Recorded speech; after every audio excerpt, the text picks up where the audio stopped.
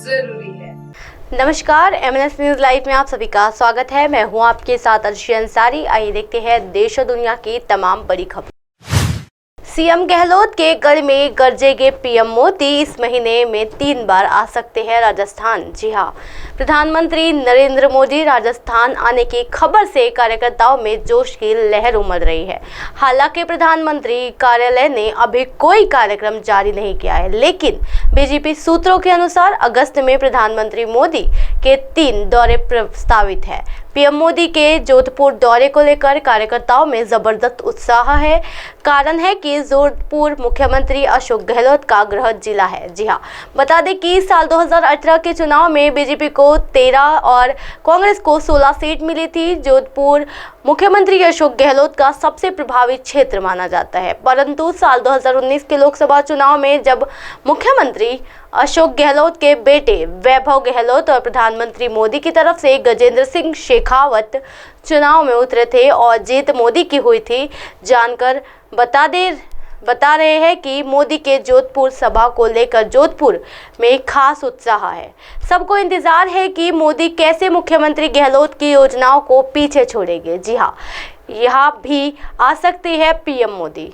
नागौर का एक कार्यक्रम एक बार पहले भी बना था, फिर किसी कारण से उस कार्यक्रम को सीकर में शिफ्ट कर दिया गया था। इसको लेकर नागौर के लोगों में एक निराशा का माहौल बना था, जिसको देखते हुए प्रधानमंत्री मोदी का नागौर आने का कार्यक्रम बन रहा है।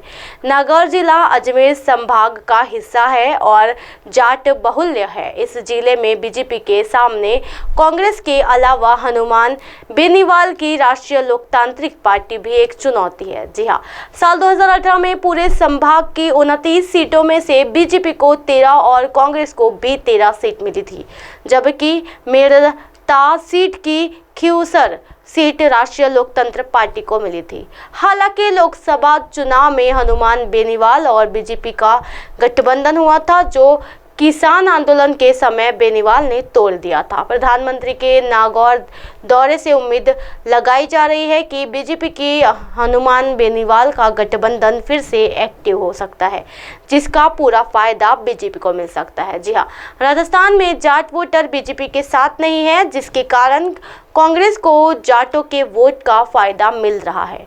प्रधानमंत्री का नागौर दौरा बीजेपी के लिए जाट वोट साधने में बहुत फायदेमंद साबित हो सकता है। प्रधानमंत्री मोदी का तीसरा दौरा करौली में प्रस्तावित जिले की एक सीट यानी करौली सामान्य वर्ग के लिए है, जबकि एक सीट हिंडौग अनुसूचित जाति यानी SC के लिए आरक्षित है। वही 2 सीट टोडा भीम और सपोत्रा अनुसूचित जनजाति के लिए आरक्षित है। जिले में करीब 6% मुस्लिम आबादी है। प्रधानमंत्री का करौली दौरा पूरे संभाग पर असर डालेगा। ओडिशा दौरे पर गृह मंत्री अमित शाह आज सीएम पटनायक के साथ बैठकों में होंगे शामिल। जी हाँ, केंद्रीय गृह मंत्री अमित शाह शुक्रवार देर रात ओडिशा दौरे पर भुवनेश्वर पहुंचे। विजू पटनायक अंतर्राष्ट्रीय हवाई अड्डा पर भाजपा नेताओं ने की उनकी अगुवाई की। अमित शाह शनिवार को एक राष्ट्रीय राजमार्ग परियोजना की शुरुआत करेंगे। अधिकारियों ने बताया कि इसके बाद वह वामपंथी उपद्रव और आपदा प्रबंधन पर बैठकों में हिस्सा लेंगे। राज्य सचिवालय में होने वाली इन दोनों बैठकों में मुख्यमंत्री नवीन पटनायक भी शामिल होंगे। आधिकारिक तौर पर शाह और पटनायक की अलग से बैठक की कोई पुष्टि नहीं की गई है, लेकिन शाह के तय कार्यक्रमों की सूची में सचिवालय में दोनों बैठकों के बाद 30 मिनट की एक बैठक निर्धारित है, पर यह नहीं बताया गया है कि ये बैठक किसके साथ होती है। जी हाँ, शाह शनिवार शाम दिल्ली लौट आएंगे, लेकिन उससे पहले हवाई अड्डे पर लाउंज में भी एक बैठक में शामिल होंगे। अधिकारियों ने ये भी जानकारी दी है कि लेकिन ये नहीं बताया कि इस बैठक में और कौन कौन शामिल होंगे।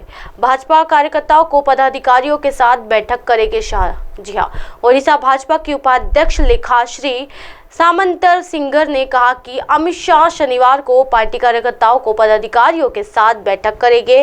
उन्होंने कहा, ओडिशा में बीजेपी बीजेडी 23 साल से सत्ता में है, लेकिन लोगों को अब तक बुनियादी सुविधाएं भी नहीं मिल रही है। नवीन पटनायक को एक असफल मुख्यमंत्री कहना गलत नहीं होगा। राज्य में भाजपा का वोट शेयर 40% है। ओडिशा के लोगों ने हमेशा भाजपा का समर्थन किया है और चाहते हैं कि पार्टी सत्ता में आए। अधिकारियों ने बताया कि इसके बाद वो वामपंथी उग्रवाद को और आपदा प्रबंधन पर बैठकों में हिस्सा लेंगे। राज्य सचिवालय में होने वाली इन दोनों बैठकों में मुख्यमंत्री नवीन पटनायक भी शामिल हो गए। जी हाँ, आधिकारिक तौर पर शाह और पटनायक की अलग से बैठक की कोई पुष्टि नहीं की गई है, लेकिन शाह के तय कार्यक्रमों की सूची में सचिवालय में दोनों बैठकों के बाद 30 मिनट की एक बैठक निर्धारित है, पर ये नहीं बताया गया है कि ये बैठक किसके साथ होगी। शाह शनिवार शाम दिल्ली लौट आएंगे, लेकिन उससे पहले हवाई अड्डे पर लाउंज में भी एक बैठक में शामिल होंगे। अधिकारियों ने ये जानकारी दी, लेकिन ये नहीं बताया कि इस बैठक में और कौन कौन शामिल है। भाजपा कार्यकर्ता और पदाधिकारियों के साथ बैठक करेंगे शाह। जी हाँ, ओडिशा भाजपा के उपाध्यक्ष लेखाश्री सामंत सिंगर ने कहा कि अमित शाह शनिवार को पार्टी कार्यकर्ताओं और पदाधिकारियों के साथ बैठक करेंगे। उन्होंने कहा, ओडिशा में बीजेडी 23 साल से सत्ता में है, लेकिन लोगों को अब तक बुनियादी सुविधाएं भी नहीं मिल रही है। नवीन पटनायक को एक असफल मुख्यमंत्री कहना गलत नहीं होगा। राज्य में भाजपा का वोट शेयर 40% है। ओडिशा के लोगों ने हमेशा भाजपा का समर्थन किया है और चाहते हैं कि पार्टी सत्ता में आए। इसी तरह की दिन भर की तमाम बड़ी खबरों से फिर कराऊंगे आपका रूबरू। तब तक के देखते रहिए MNS न्यूज नेटवर्क। मेरे साथ यानी अर्शी अंसारी के साथ नमस्कार।